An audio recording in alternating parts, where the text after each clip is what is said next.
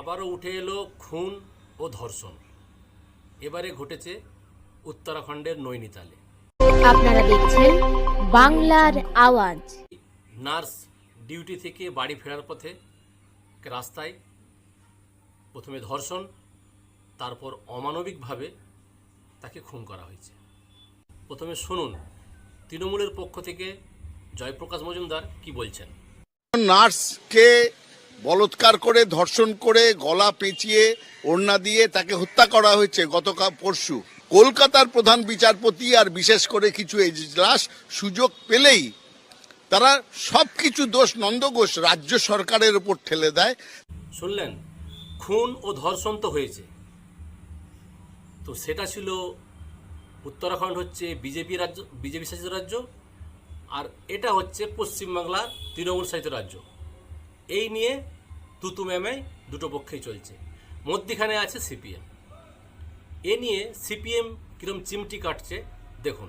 BJP আর তৃণমূল শাসনে আলাদা কিছু ঘটে এমন না।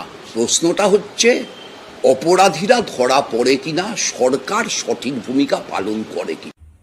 নিজের ঘাড়ে জোয়াল পড়ে তখন কিভাবে ভাম বকতে হয় সেটা বিজেপি এখন বুঝতে পারছে। এতদিন প্রতিবাদ চলছিল পশ্চিমবাংলার আরজিকর হাসপাতালে খুন ও ধর্ষণ, খুব আন্দোলন হবে। এবারে যখন উঠে এলো যে উত্তরাখণ্ডে বিজেপি শাসিত রাজ্যতেও খুন ও ধর্ষণের ঘটনা উঠে এসছে, তখন তাদের কিন্তু সুর বদলে গেল।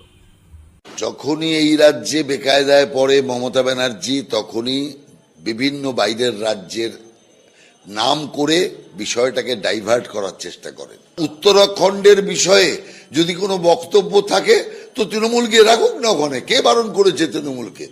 আন্দোলন তো উত্তরাখণ্ডকে নিয়েও হওয়া উচিত। সৌরভ গাঙ্গুলি একটি স্টেটমেন্ট দেওয়ার ফলে অনেকে অনেক কিছু বলেছিলেন বুদ্ধিজীবীরা। এবারে বুঝতে পারছেন, ঘটনা ভারতবর্ষের যে কোনো জায়গায় ঘটতেই পারে, এটা অ্যাক্সিডেন্ট, কিন্তু সেই ঘটনার পরে কিভাবে অ্যাকশন নিচ্ছে প্রশাসন, কিভাবে অ্যাকশন নিচ্ছে রাজ্য সরকার, এটা হচ্ছে দেখার বিষয়। পশ্চিমবাংলার প্রশাসন কয়েক ঘন্টার মধ্যেই আসামিকে গ্রেপ্তার করেছে, আর বিজেপি শাসিত উত্তরাখণ্ডের প্রশাসন এক সপ্তাহ পরে খালি লাশ পেয়েছে আর 15 দিন পরে আসামিকে গ্রেপ্তার করেছে।